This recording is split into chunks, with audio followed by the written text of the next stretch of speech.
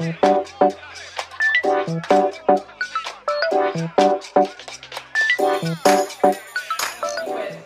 back to Fashion Business Talk. I'm Sheila from SESG. Today I have with me Madam Suzzie Aku Damalie. She's a lecturer from Takoradi Technical University and a research student from University of Education, Winneba. She has, before then, married to a fine gentleman in the name of Alhaj Mohammed Amin Jibril. She's also an author and has 3 books to her credit. Today we are going to talk about 2 of her books, and the titles are Indigenous Costumes of Temamei, Ashin, Kpemo, and their symbolic meanings. Then we'll go further to discuss or talk about the job opportunities for fashion designers in the entertainment industry in Ghana. You're welcome, Auntie Suzzie. Thank you very much, sis. Thank you for having me. Okay, so to begin with, let's talk about the indigenous costumes of Temamei, Ashin, Kpemo. But to begin with, may I know what inspired you writing this book? Inspiration behind it. The title of the book is Indigenous Costumes of Temamei, Ashin, Kpemo, and their symbolic meanings. Well, the text for this book was given in school when I was reading my MPhil. And the project was to find indigenous costumes of a unique tribe. It could be where you come from or elsewhere. So, having grown up in Temamei here to be precise, so it's an ethnographic finding of the costumes of Temamei, their passage rites, maidens' passage rites, clothing. So I decided to document that. So I went to the field and then observed what goes on during the passage rite and observed stage by stage, then took my information and documented. So it was first of all because I was tasked to do that. But now doing that as a student, I really realized that this is something that hasn't been done, documented. I haven't read from it anywhere.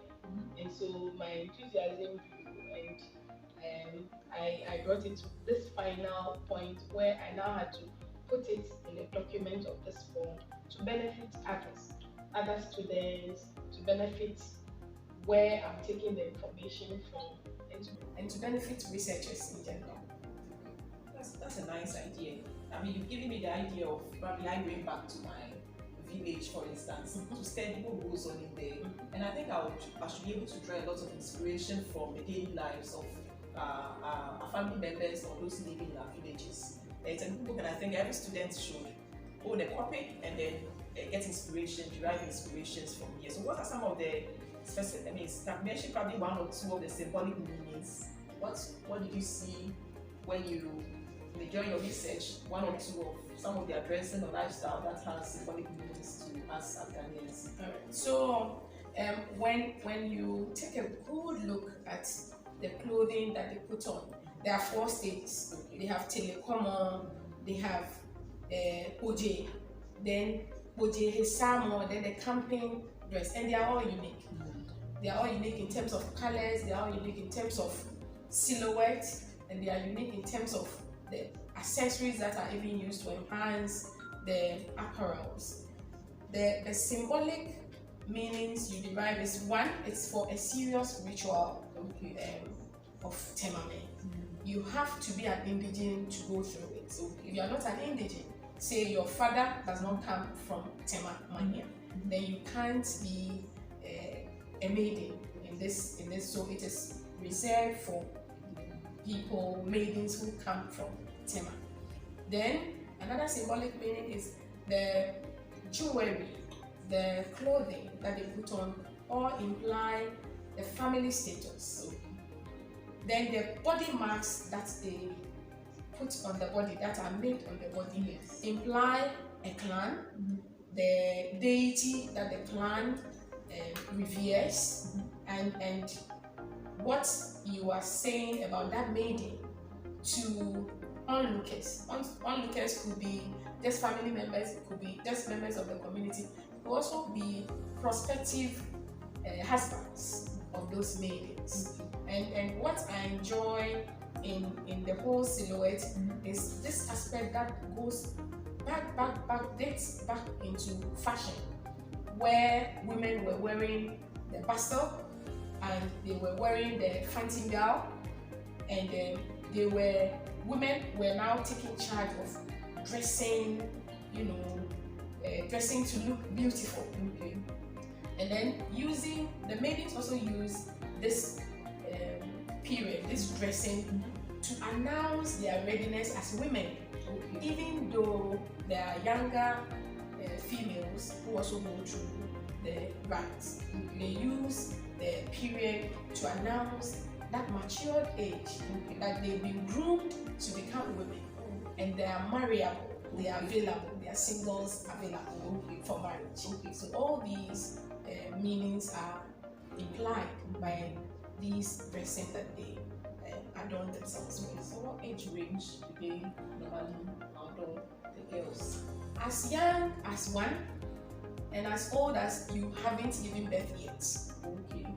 You have to have gone through it before you give birth. So even pregnant women, at some point, would have to go through it. If you haven't gone through it younger and you are pregnant, you ought to go through it before you give birth. Once in a lifetime? Yes, it's once in a lifetime. It's a passage rite. It's a puberty passage rite, so it's once in a lifetime.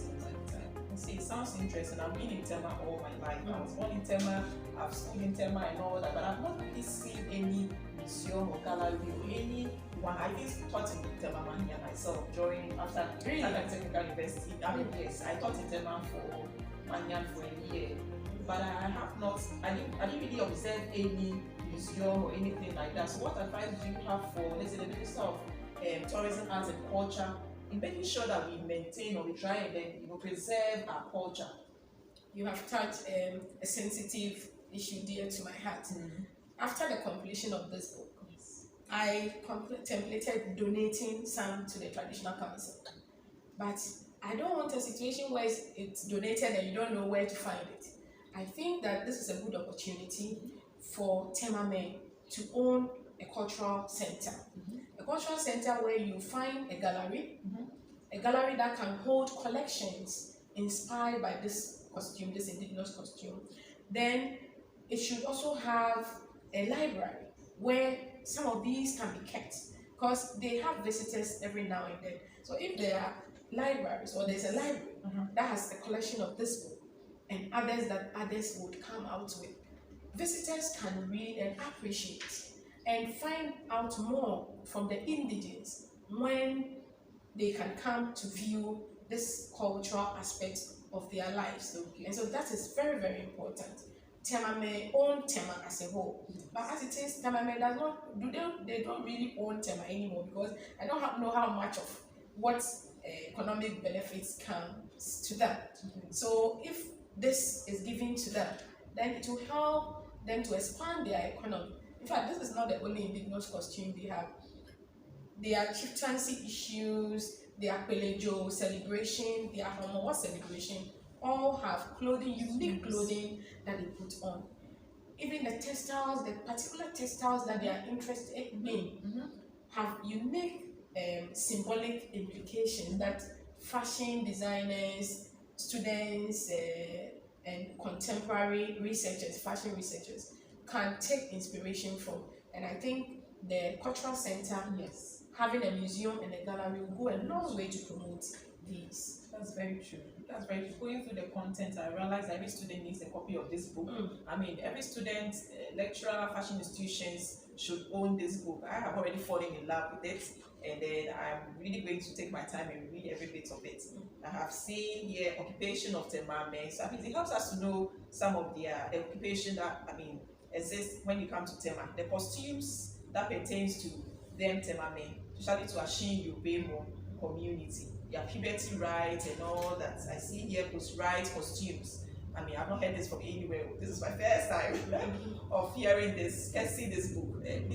Just call us and then we'll get you a copy. We would have our numbers rolling down the screen very soon, and then you can always call us to own one for yourself. Thank you very much, Auntie. I'm grateful for you coming today.